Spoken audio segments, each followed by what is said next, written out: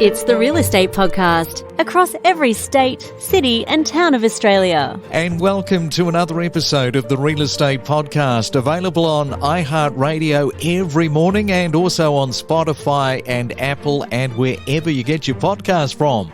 It's another Tuesday, yes, the 23rd day of August. We are just about into September, and it's nice to see some of the temperatures starting to lift. I've noticed people feeling a little bit better about things in these uncertain times that we live in. Nothing like a little bit more sunshine. Coming up this morning, we are going to be talking to Michelle from the Australian Bureau of Statistics. And in a lot of ways, the people who work there, like Michelle, are the unsung heroes of the inflation that we are going through, because they manage to track prices and do all sorts of things behind the scenes that we just tend to take for granted. But it's important work, and that helps you and I break down not only things like groceries and petrol, but also looking at real estate statistics. So we'll talk to her in just a moment. Coming up tomorrow, we're going to be checking in on Hobart and looking at some positivity where their listings numbers are climbing towards pre-pandemic levels. Yes, the latest PropTrack listings report tells us that there was a 70% increase year on year in the total number of Hobart homes listed for sale. And that is a big increase. It might be your big increase in your age today. If you're celebrating your birthday for the 23rd, happy birthday on this Tuesday morning. You share your birthday with three people who are no longer with us. Kobe Bryant would have been celebrating his birthday today. River Phoenix, another birthday that would have been celebrated, and Keith Moon. But unfortunately, none of them are with us. We are just as addicted to property as you are. Every weekday morning from 6:30. It's the Main Centre Forecast with propertybuyer.com.au. All right, let's go around Australia and check on your weather this morning. First to Sydney, good morning to you. Grab the brolly and the raincoat because you're expecting showers, becoming windy, and your top of 21 degrees today. Melbourne also with showers, 12 degrees. In Brisbane, fairly warm, 25 is your forecast top, but expect a late shower or two. And in Perth today, expecting 18 degrees and a mostly fine day with blue skies. From first home buyers to property investors and everything in between. Every morning on the Real Estate Podcast. It's the Real Estate Podcast across Australia, 7 days a week. Okay, so let's bring in Michelle Marquardt. She is the Program Manager for the Prices Statistics at the Australian Bureau of Statistics. And a very good morning to you, Michelle. Welcome to the Real Estate Podcast. Thanks for having me. So let's just step over what it is that you do. It sounds awfully important there, Michelle, the Program Manager for Price Statistics. What is that exactly? So I look after all our different price indexes that we create. So people have probably heard about the wage price index, the consumer price index, which is about inflation. We've also got some smaller indexes, the living cost indexes and producer price indexes and international trade price indexes. So quite a lot of different indexes that show different parts of the economy and how prices are travelling. Okay, and of course it's so important to know how the economy is travelling. So how does the Australian Bureau of Statistics go about collecting the information? So we collect it in a whole variety of ways. For the Consumer Price Index, we get scanner data from supermarkets as a big source for food prices and other types of things that they sell through the supermarkets. So that's a record of everything that they sell. So, you know, how many tins of spaghetti they sell each week and how much people pay for all of that. And we also have web bots that scrape the internet to get prices from the internet. And we also run some surveys of different businesses. Okay, and two price indexes that you really focus on. One is inflation, the CPI, and the other is the living cost indexes. Perhaps tell us a little bit about those. So they're both really interesting for people who are interested in real estate in particular. So we treat the two indexes, treat housing slightly differently. So for that inflation, for the consumer price index, we look at what the cost to build a new house is.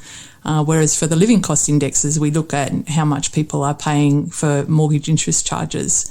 So the reason they're a little bit different is because the CPI, the inflation index, is used by the Reserve Bank to set interest rates. So to have interest payments in the CPI would all become a bit circular, but it's still interesting for people to understand what's happening to living costs, which is more about what's happening to the interest payments that they're making rather than just buying the new houses.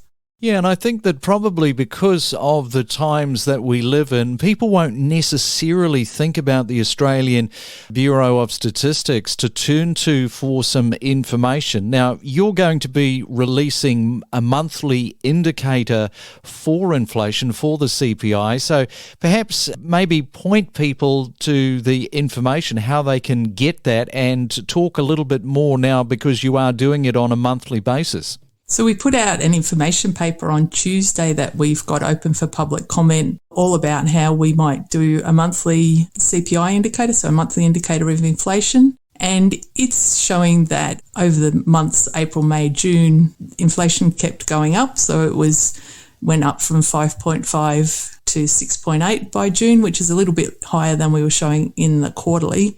And that just helps people understand sort of what direction it's going, gives everyone a more frequent read on what's happening in the economy around prices.